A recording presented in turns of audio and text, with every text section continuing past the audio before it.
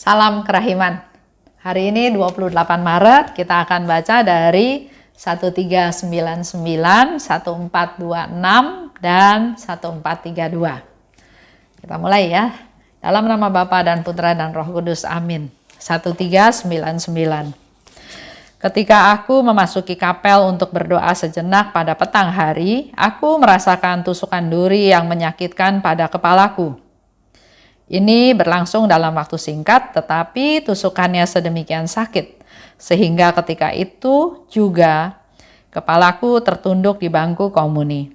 Terasa olehku bahwa duri itu telah menusuk sampai ke otakku. Tetapi semua ini bukan apa-apa. Ini semua demi keselamatan jiwa-jiwa, untuk memperoleh kerahiman Allah bagi mereka. 1426. Ya Kristus, berikanlah jiwa-jiwa itu kepadaku. Apapun juga yang kau kehendaki menimpa aku sebagai imbalan, berikanlah jiwa-jiwa itu kepadaku. Aku menginginkan keselamatan jiwa-jiwa itu. Aku ingin agar jiwa-jiwa itu mengenal kerahiman-Mu. Aku tidak lagi memiliki suatu pun bagi diriku sendiri, sebab aku telah memberikan segala sesuatu kepada jiwa-jiwa. Oleh karena itu, pada hari penghakiman, aku akan berdiri di hadapan-Mu dengan tangan kosong, sebab aku telah membagi-bagikan segala sesuatu kepada jiwa-jiwa. Dengan demikian, pada diriku, engkau tidak akan menemukan suatu pun untuk kau hakimi. Dan pada hari itu, kita akan saling bertemu, kasih dan kerahiman. 1432. Hari ini dalam pengakuan dosa sambil berbagi oplatek denganku secara rohani, imam menyampaikan harapan berikut kepadaku. Jadilah sesetia mungkin kepada rahmat Allah. Mintalah kerahiman Allah bagi dirimu sendiri dan bagi seluruh dunia, sebab kita semua sangat membutuhkan kerahiman Allah. Hari ini Suster Faustina cerita dia pergi ke kapel untuk berdoa sejenak pada petang hari. Dan di kapel dia merasakan tusukan duri yang menyakiti kepalaku. Kalau kita ingat yang kemarin, Suster Faustina menyapa, mengenang 5 luka Yesus dan dia merasakan sesuatu yang menggembirakan ya. Kalau hari ini justru dia merasakan penderitaan, merasakan tusukan duri yang menyakiti kepalaku. Jadi untuk mengenang, merasakan kerahiman Tuhan, untuk mengenang sengsaranya Tuhan, bisa terjadi kapan aja. Nggak harus jam 3 ya. Walaupun memang Yesus katakan pada jam 3 petang, renungkanlah sengsaraku. Tapi di sini Suster Faustina alami di sore hari, dia datang ke kapel dan dia merasakan penderitaan tersebut. Dan semua itu disebabkan oleh rahmat Tuhan yang luar biasa. Tuhan bisa memberikan rahmat kepada kita, rahmat yang istimewa, kapan saja, tanpa waktu-waktu tertentu.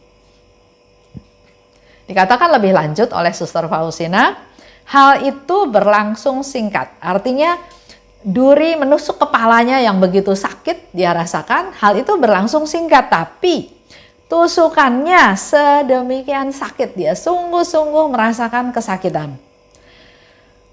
Bahkan sampai dia katakan kepalaku tertunduk di bangku komuni.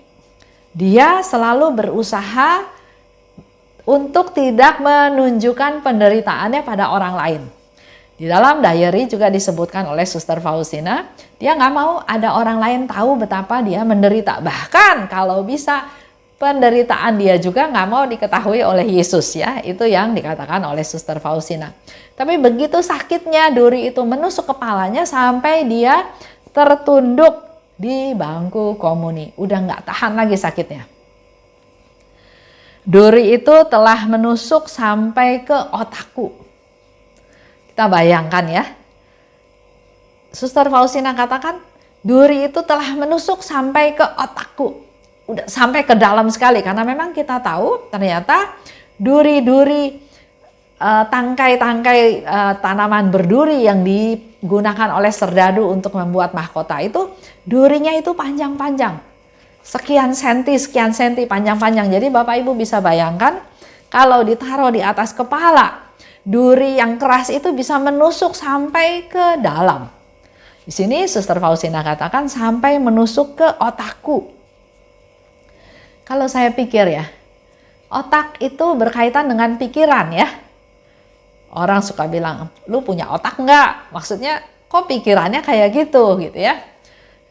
Jadi, kalau kesakitannya yang dirasakan oleh Suster Faustina sampai ke otak, saya berpikir secara pikiran dia bisa bereaksi.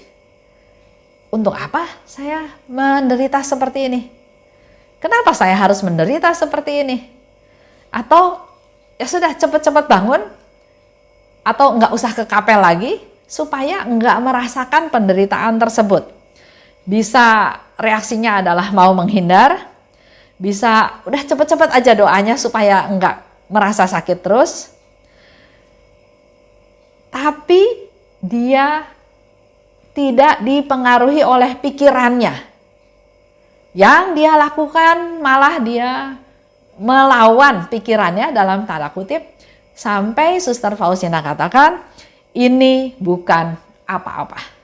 Jadi segala penderitaan, segala sakit yang dia rasakan, yang dia derita, dia lawan dengan satu kata-kata, ini bukan apa-apa. Yang penting buat dia adalah menyelamatkan jiwa-jiwa. Jadi kalau kesakitan ini dia harus alami, tapi begitu banyak jiwa-jiwa yang diselamatkan, sehingga dia katakan kesakitan ini bukan apa-apa buat dia. Kita juga belajar jangan hanya berhenti terpaku pada sakit. Tapi mari kita bisa melihat sakit ini adalah suatu sarana dalam tanda kutip untuk kita bisa melihat yang lebih besar. Untuk bisa merasakan kasih Tuhan yang lebih besar. Untuk bisa tahu Tuhan peduli, Tuhan datang, Tuhan menolong kita, Tuhan menyelamatkan kita. Semua ini bukan apa-apa, seperti yang tadi dikatakan oleh Suster Faustina ya. Ini semua demi keselamatan jiwa-jiwa, untuk memperoleh kerahiman bagi mereka. Jadi kembali lagi buat Bapak Ibu juga yang mungkin saat ini sedang menderita dengan berbagai hal. Di dalam dunia ini bisa terjadi banyak hal. Mari belajar dari Suster Faustina, mempersembahkan semua penderitaan ini kepada Tuhan dan berani katakan ini bukan apa-apa. Kalau penderitaan ini sebagai silih untuk keselamatan jiwa-jiwa, sebagai cara supaya jiwa-jiwa tersebut memperoleh kerahiman Tuhan. Di 1426 Suster Faustina berkata, "Ya Kristus, berikanlah jiwa-jiwa itu kepadaku." Suster Faustina minta kepada Yesus supaya Yesus memberikan jiwa-jiwa itu kepadanya. Nah, beda dengan kita barangkali ya. Kita nggak mau bergaul dengan mereka yang sedang susah. Seperti yang sering saya katakan, ada istilah jangan bergaul sama orang sial, nanti ke bawah sial. Jangan bergaul dengan orang susah, nanti ke bawah susah. Di dalam kerahiman, kita nggak ikut gaya dunia. Di dalam kerahiman justru kita harus peduli pada orang-orang yang membutuhkan perhatian kita. Bahkan di sini Suster Faustina bilang pada Yesus, berikanlah jiwa-jiwa kepadaku. Dan apapun yang kau kehendaki menimpa aku. Jadi Suster Faustina nggak peduli apa yang akan menimpa dia, tapi dia minta imbalan. Oke, Tuhan lakukan apa yang kau kehendaki terhadap diriku, tapi sebagai imbalan berikanlah jiwa-jiwa itu kepadaku. Suster Faustina mau menderita, Suster Faustina minta imbalan, tapi bukan untuk kepentingan dia. Untuk kepentingan orang banyak, untuk kepentingan jiwa-jiwa yang perlu ditolong. Aku menginginkan keselamatan jiwa-jiwa itu. Itu yang menjadi harapan dari Suster Faustina. Aku menginginkan keselamatan dari jiwa-jiwa itu. Aku ingin jiwa-jiwa itu mengenal kerahiman Tuhan. Kalau jiwa-jiwa ini sudah mengenal kerahiman Tuhan, maka jiwa-jiwa ini dengan sendirinya nanti dia akan semakin hari semakin ingin kenal Tuhan, ingin tahu Tuhan, dan dia akan diselamatkan. Dikatakan lebih lanjut oleh Suster Faustina, aku tidak memiliki sesuatu pun untuk diri sendiri. Apa yang dia punya dia berikan. Begitu pula dengan kita ya, kita coba mulai. Kalau ini bermanfaat untuk orang lain, berikan. Jangan saya punya barang, tapi udah nggak ada gunanya nih buat saya. Udahlah saya kasih. Oke, nggak apa-apa. Tapi akan jauh lebih bagus, walaupun saya punya, saya masih perlu, tapi orang lain membutuhkan, relakan, berikan. Supaya orang lain kebutuhannya terpenuhi dan di sana berlaku ketentuan atau hukum atau kondisi di mana saya lebih mementingkan orang lain daripada diri sendiri. Dikatakan oleh Suster Faustina tadi ya, saya nggak punya apa-apa. Karena apa? Karena semua yang dia punya sudah diberikan kepada jiwa-jiwa. Dia punya hati, dia punya kecintaan, dia punya doa, dia punya kepedulian, dia apapun katakan, semuanya sudah kuberikan kepada jiwa-jiwa. Maka pada hari penghakiman, aku berdiri di hadapanmu dengan tangan kosong. Udah nggak ada lagi. Dia udah nggak punya apa-apa lagi karena apa yang dia punya, dia sudah berikan kepada jiwa-jiwa. Sebab aku telah membagikan pada jiwa-jiwa. Maka engkau, Tuhan, tidak akan menemukan sesuatu pun untuk kau hakimi. Nah, contoh dalam pekerjaan, posisi makin tinggi, kursinya makin sedikit kan ya, sehingga terjadilah dalam tanda kutip perebutan. Saya merasa paling berhak karena saya bekerja paling lama. Yang lain juga merasa berhak karena berjasa. Ada lagi orang lain merasa berhak bahwa karena dia masih saudara. Banyak orang merasa lebih berhak daripada orang lain untuk posisi tersebut. Akibatnya kursi itu kan jadi rebutan. Karena kursinya satu, yang berminatnya banyak, otomatis terjadilah persaingan. Nah, masalahnya bisa terjadi persaingan yang tidak fair, yang tidak adil, yang direkayasa sedemikian rupa sehingga keinginannya tercapai. Begitu pula dengan, tadi bicara posisi, pekerjaan di kantor. Begitu pula dengan kekayaan, harta. Kita bekerja, apakah bekerja dengan tulus? Atau, wah mumpung orang ini nggak tahu harga barang, saya mahalin aja sekali gebuk misalnya. Atau ada orang yang jualannya dengan cara hit and run. Jualan, murah, obral, udah gitu pergi. Nggak ada garansi, barang-barangnya ternyata jelek, ternyata rusak. Contoh yang sederhana ya, orang jualan di pasar. Lihat barangnya bagus. Saya beli barang itu. Orang di pasar nggak mau kasih barang itu, dia kasih yang sudah dikantongin. Saya bilang enggak, saya mau barang ini. Enggak Bu, ini udah disiap-siapin supaya gampang, supaya prosesnya cepat. Ya sudah. Begitu dibawa pulang, ternyata buahnya banyak yang busuk. Nggak sesuai dengan apa yang dijual. Itu kan artinya sudah terjadi penipuan. Mungkin orang yang jual buah berpikir saya pinter, sehingga buah busuk saya laku.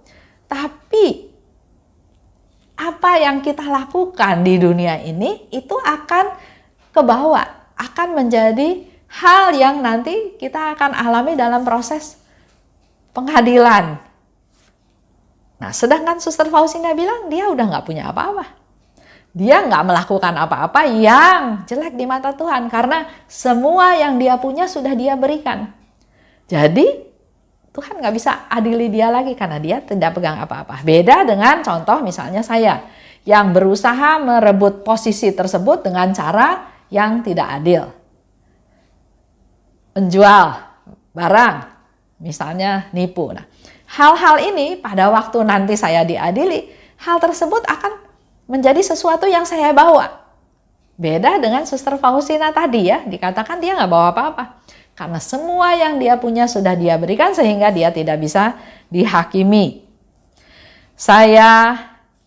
Ini boleh menjadi satu hal juga yang menjadi masukan buat kita semua, bahwa segala sesuatu yang kita perbuat di dunia akan ada hitungannya, bukan hilang gitu aja.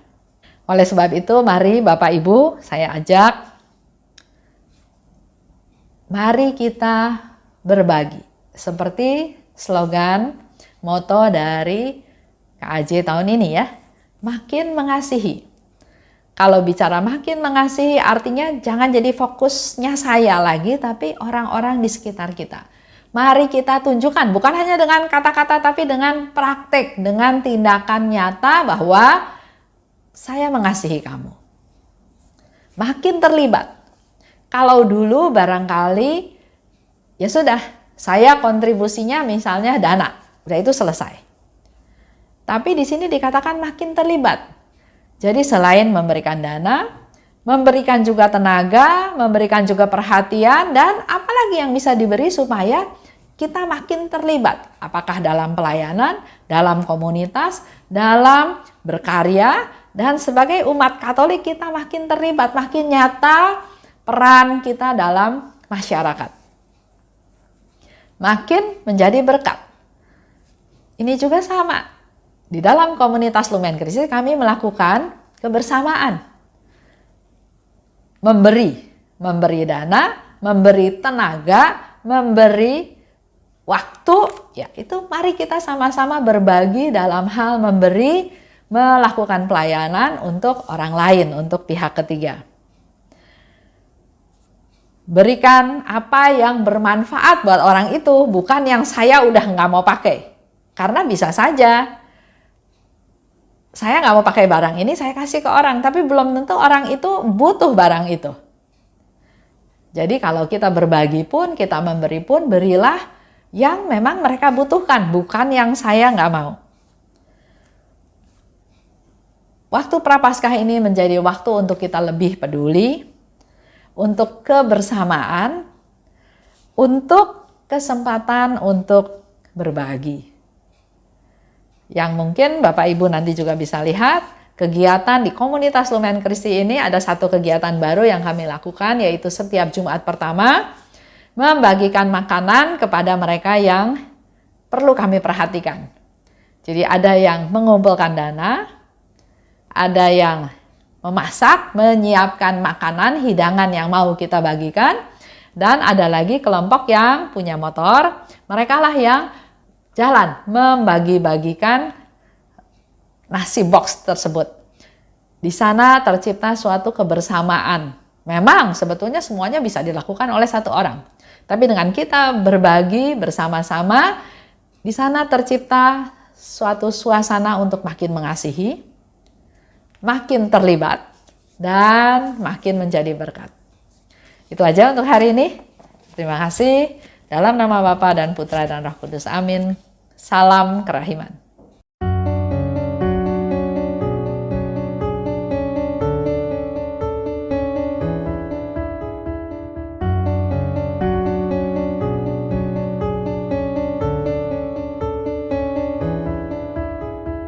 Mengapa engkau membiarkan banyak dosa dan kejahatan? Mengapa engkau tidak menghukumnya? Ternyata engkau masih memberi kesempatan. Dia memperpanjang masa kerahiman. Celakalah mereka yang tak menyadari. Tulis dan wartakan kerahimannya. Mohon rahmat bagi mereka yang berdosa. Ya Yesus, terima kasih atas atas semua kesempatan yang Engkau beri. Ya Yesus, ampunilah atas semua dosa yang terjadi.